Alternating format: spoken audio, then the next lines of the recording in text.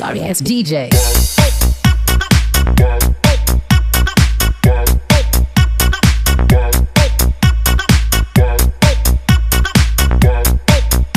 स्वागत है दोस्तों आपका एक बार फिर से हमारे चैनल रियलिटी इन रील पे।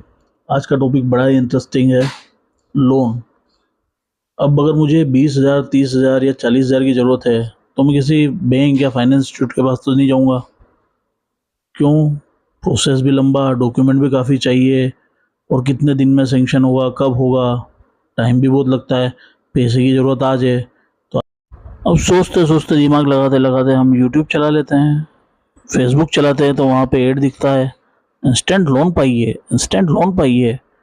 तो इंस्टेंट लोन के चक्कर में हम चले जाते हैं गूगल प्ले स्टोर पे, ऐप डाउनलोड करी, आधार कार्ड डाला, पैन कार्ड डाला, बैंक अकाउंट डाला, सिविल चेक हुई, सिविल अच्छी, लोन खाते में। ओ भाई साहब, पैसा मिल गया यार हमें तो, यार तुरंत, यार मज़ा ही आ गया यार, किसी के सामने हाथ फैलाने की ज़रूरत नहीं पड़ी।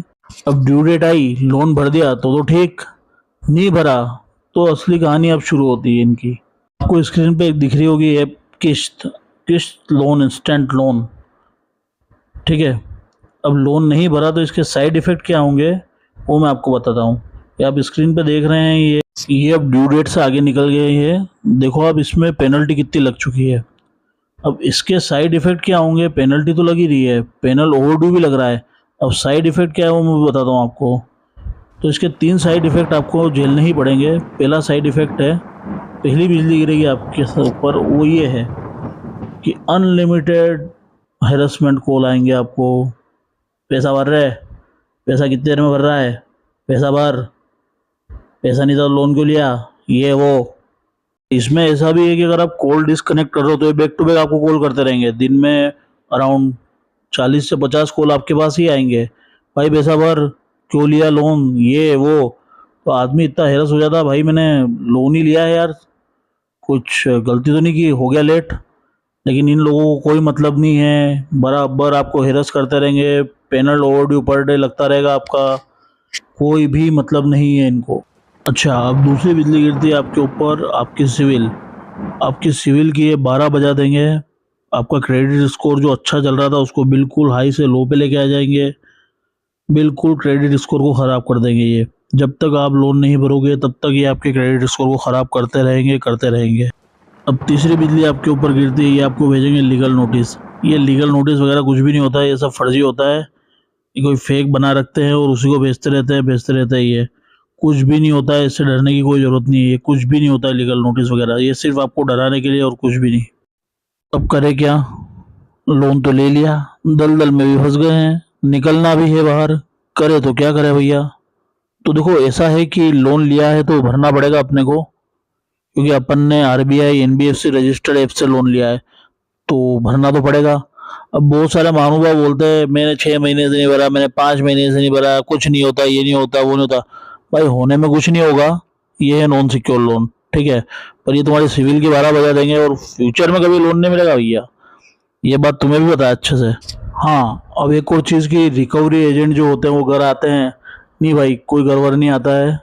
2 महीने में अगर आपने भर दिया पैसा तो कोई घर नहीं आता। 3 महीने बाद शायद में भी आ सकते हैं, क्योंकि 3 महीने बाद खाता एनपीए हो जाता है, नॉन परफॉर्मिंग एसेट में चला जाता है, तो शायद आ सकते हैं, वो भी शायद नहीं आते हैं। क्योंकि और ये लोग भी क्या करते हैं, खुद नहीं आते हैं, ये लोग प्राइवेट एजेंसी वगैरह को हायर करते हैं, जिनके पास बहुत सारी एप्लीकेशन वगैरह जो होती है आरबीआई एनबीएफसी से रजिस्टर्ड, उनके काम होते हैं। तो शायद वो आ सकते हैं, नहीं भी आ सकते हैं, लेकिन उससे डरने की कोई बात ही नहीं है। अगर बाई चांस कलेक्शन एजेंट घर पे आ गया तो क्या, सिंपल सी चीज़ है, आपके पास पैसा नहीं है, आप आपकी समस्या उसे बता सकते हैं, टाइम उससे मांग सकते हैं, वो आपको टाइम देगा। वो एक आपको फ़ोन करके घर पे आएगा, दूसरा बदतमीजी वो आपके साथ कर नहीं सकता, उल्टी सीधी भाषा का वो यूज़ कर नहीं सकता, क्योंकि आरबीआई के सख्त निर्देश निकले हुए हैं।